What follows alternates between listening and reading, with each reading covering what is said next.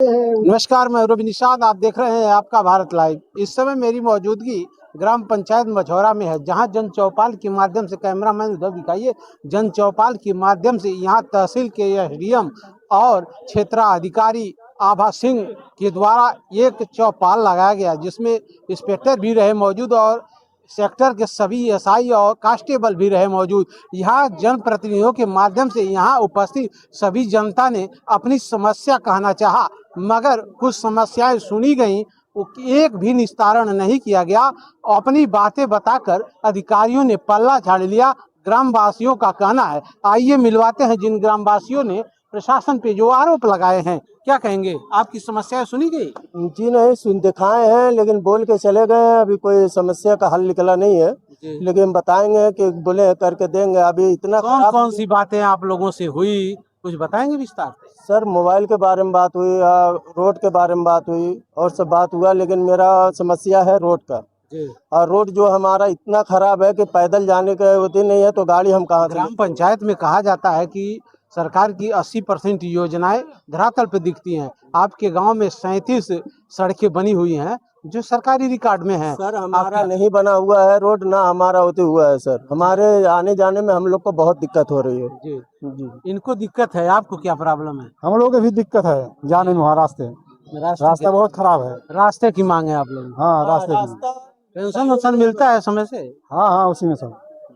यहाँ अधिकारी आए और लोगों की आवाज सुनने के बजाय थोड़ी सुनवाई करते हुए उसका निस्तारण न करते हुए यहाँ से फरार हो गए। बागों में बहार है, ये अधिकारी चौपाल लगाते हैं मगर वहाँ से फरार हो जाते। ग्राम पंचायत की जो समस्या थी, अपनी बात तो कहे मगर ग्राम पंचायत की जो समस्या थी वो नहीं कह पाए। आइए देखते हैं। ये निषाद, मेरी मौजूदगी मझौरा ग्राम पंचायत में, जहाँ जन चौपाल के माध्यम से अनेक बातें हुई, कुछ पक्ष की हुई, कुछ विपक्ष की हुई, कुछ तीखे सवाल हुए, कुछ मीठे हुए। और आइए मिलवाते हैं इस ग्राम पंचायत के ग्राम प्रधान प्रतिनिधि से, इनसे जानेंगे इनके ग्राम पंचायत में इन्होंने क्या क्या किया। ग्रामीणों ने आरोप लगाए, किन किन ग्रामीणों ने आरोप लगाए, किन किन ने इनकी सराहना की, इस सब आपको वीडियो रिकॉर्ड में मौजूद है। आइए मिलवाते हैं ग्राम प्रधान प्रतिनिधि से, इनका नाम जानेंगे और इनके काम जानेंगे और इनकी गांव की समस्याओं को जानेंगे, क्योंकि समस्या कुछ ग्राम पंचायतों से हल नहीं होती है। कुछ ग्राम पंचायतों से हल हो जाते हैं, कुछ नहीं होते हैं। पूरे विस्तार से मानेंगे, इनसे बात करेंगे। क्या नाम है आपका महोदय? धन्यवाद सर, मेरा नाम सत्य प्रकाश है। मैं ग्राम मझौरा का प्रतिनिधित्व करता हूँ। आप अपनी योजनाएं बताइए, आपने 5 सालों में क्या किया अपने ग्राम पंचायत? सर, पहले तो हमारी मंशा यही थी, लेकर यही आए कि ग्राम विकास करें, गांव का अपने विकास करेंगे। और जिस तरह से भी जनता हमारे ऊपर विशेष ध्यान दे या ना ध्यान दे, उसका हमें कोई अफसोस नहीं था। आप प्रधान हैं। नहीं, जैसे होने के बाद कई तरह के लोग होते हैं, पक्ष विपक्ष हैं। होने पे, काम होने पे कम टिप्पणी रहती है, ना होने पे अधिक होती है।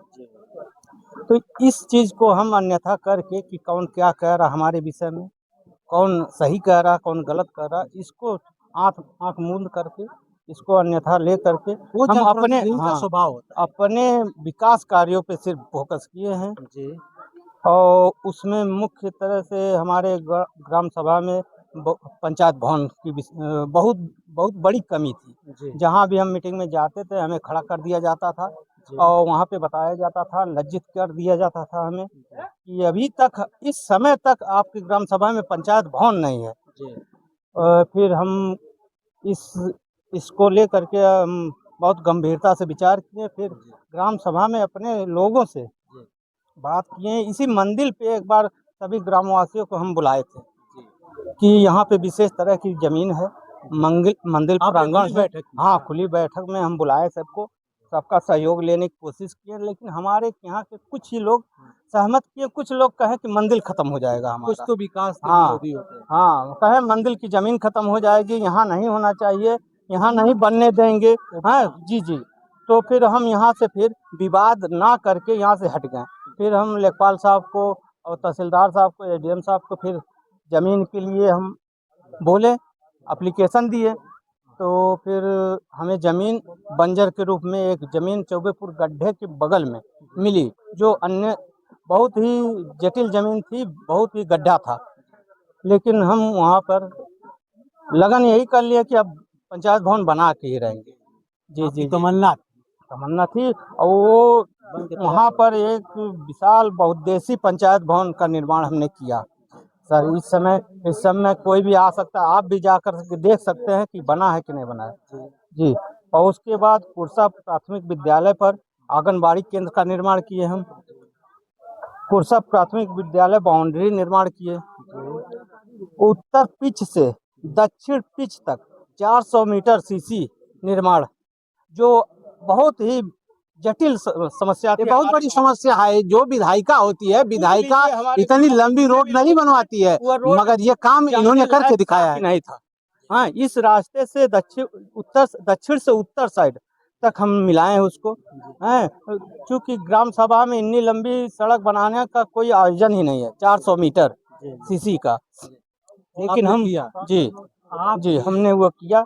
और उसके बाद राम प्रसाद मौर्य के घर से पोखरी तक भूमिगत नाली, जमुना प्रजापति के घर से पोखरी तक भूमिगत नाली, पवन के घर से पोखरी तक भूमिगत नाली, संतोखी के घर से उदय भान के घर तक सीसी रोड निर्माण, अयूब मियाँ के घर से मेन नाली तक भूमिगत नाली, बाबूलाल चौहान के घर से पोखरी तक भूमिगत नाली, गिरजेश चौहान के घर से मेन नाली तक भूमिगत नाली, पिच सड़क से मंद्रिका के घर तक सीसी रोड निर्माण, मनोज के घर से पोखरी तक भूमिगत नाली, भान के घर से लालचंद के घर तक खड़ंजा निर्माण, गुड्डू चौरसिया के घर से पोखरी तक भूमिगत नाली, फेकू के घर से हरिश्चंद के घर तक इंटरलॉकिंग, रामदरस के घर से मेन खड़ंजा तक सीसी रोड निर्माण, राजू के घर से जवाहर के घर तक सीसी रोड निर्माण, सुभाष रामदौड़ के घर से पोखरी तक भूमिगत नाली, खुनखुन के घर से पोखरी तक भूमिगत नाली, खुनखुन के घर से राजनाथ के घर तक इंटरलॉकिंग,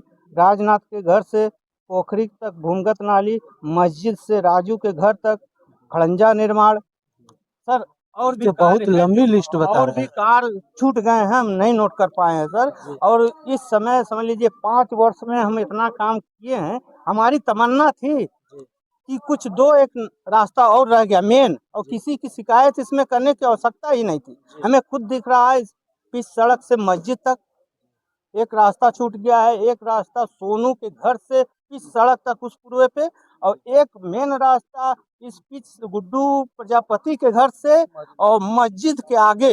वही तो मामला यहाँ वही हम खुद सोच के बैठे, हमारी जनता सोच रही है कि ये नहीं करवाना चाह रहे हैं, ये नहीं, हम इतना काम करवाएं तो ये क्यों नहीं करवाएंगे। लेकिन हमारे हाथ में जब रहे तब वही चीज या ना, प्रशासक बने फिर भी हम सोच यही रखे हैं कि अगर आदेश मिलता है तो 2-1 काम करने की कोशिश करते हैं हम। तो बहुत बहुत धन्यवाद। इन्होंने कहा कि जब तक मैं प्रधान रहा बहु चर्चित काम किए, और जो चर्चित काम किए उस पे ग्राम के लोगों ने इनकी वाहवाही भी की, और इन्होंने कहा कि 2-3 काम छूट गए हैं, अब शासन के द्वारा मुझे प्रशासक बनाया गया है, उसमें अगर शासन आदेश आता है तो उस पर कार्रवाई करेंगे, और जो अधूरे काम है उसको पूरा करेंगे। ये लंबी लिस्ट बताए, और ग्रामीणों का जो आरोप था आपने देखा। देखते रहिए आज का भारत लाइव, रवि निषाद के साथ। नमस्कार।